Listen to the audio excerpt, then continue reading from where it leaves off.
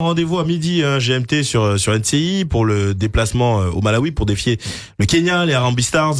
On sera en plateau avec Wilfried Bony, avec Max Alain Gradel, avec Baki Kone, prise en tête des midi pour un match à 13h, GMT. Les amis, comment il faut jouer là face à ces Kenyans? C'est la première fois qu'on va affronter le Kenya dans l'histoire. Vous attendez à quel schéma de jeu déjà? Est-ce que vous faites tourner un petit peu par rapport au match précédent ou pas déjà? Moi, clairement, je fais tourner, parce que c'est clair qu'aujourd'hui, en Côte d'Ivoire, on a un effectif qui est riche. Donc, s'il n'y aura pas de difficulté à faire tourner. Oui, pareil. Moi, je fais tourner surtout pour cette raison simple, c'est que le stade culmine à une assez haute altitude et que certains joueurs, en tout cas ceux qui ont été titulaires sur l'autre match, on a déjà vu beaucoup de signes de fatigue. C'est la fin de saison, donc voilà, je fais tourner et je mets le 3/4 des remplaçants sur la feuille de match en titu. Non, mais moi effectivement, je fais tourner certains joueurs. J'essaye de garder quand même une certaine ossature. Faut pas oublier que c'est quand même un match de qualification Coupe du Monde. Faudrait pas y aller là-bas en vacances. C'est vrai que c'est le dernier match avant la coupure pour certains.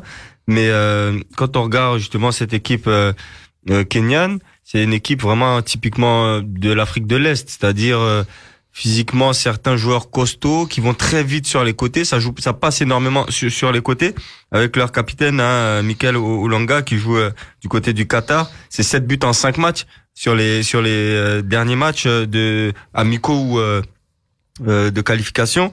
Ils ont un autre joueur, Anthony Akumul, au milieu de terrain qui est vraiment puissant également, donc il faut pas forcément sous-estimer cette équipe. Mais c'est une équipe qui joue il joue dur, hein. Il joue en 4-4. La grosse partie de leur match c'est du 4-5-1. Donc ça veut dire qu'ils densifient énormément le milieu de terrain, qu'ils mettent beaucoup d'impact. Donc face à une équipe comme ça, soit je joue en 4-3-3 pour avoir une assise défensive, densifier le milieu de terrain, ou bien je suis en 4-2-3-1 avec un 10 derrière qui joue derrière ce bloc du milieu de terrain pour essayer de jouer entre les lignes. Donc ça va dépendre du système de jeu que Emer Soye voudrait faire. Mais moi je repartirais pas sur un 3-5-2. Je repartirais sur des bases solides, sur un 4-3-3.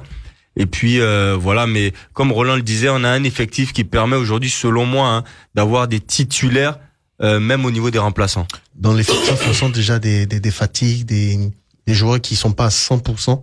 Donc je pense que ce serait bien. Seko, Justin Conan, Sébastien Allaire, qui est très très très incertain pour le match de Kosono aussi. Donc. Ouais, même d'autres, ils sont fatigués. Oui, ils sont fatigués. Ouais, donc je pense que ce serait bien pour le coach Faye de penser à faire tourner un peu pour permettre d'avoir nous aussi du sang neutre, des joueurs frais, parce que c'est un match on va courir. On va courir, je pense que les mecs ils vont nous mettre les Kenyans ça court. Ils vont mettre de l'impact, donc il faut avoir des joueurs frais pour répondre. C'est pas peu de le dire. C'est pas peu de le dire. Pour répondre à cet impact. Et après, je pense que faut revenir au 4-3-3. 4-3-3, d'accord? Ouais. Revenir au 4-3-3 parce que oui. là, avec le 3-5-2, pour des joueurs comme ça qui courent là. Les pistons, ça va pas marcher. Je pense que ça va laisser un peu plus d'espace et on risque de se faire surprendre. Donc, faut revenir à une solidité avec de l'axe bien, comme il a dit là tout à l'heure, parce que si c'est une équipe qui joue en 4-5-1, ils auront le milieu, l'axe dans l'entre-jeu là, qui sera densifié. Donc, il faut que nous aussi, on arrive à répondre à cette densité là et à gagner ce combat au milieu de terrain. Je pense que ça va faire toute la différence parce qu'après, on a des joueurs qui sont capables individuellement de faire la différence.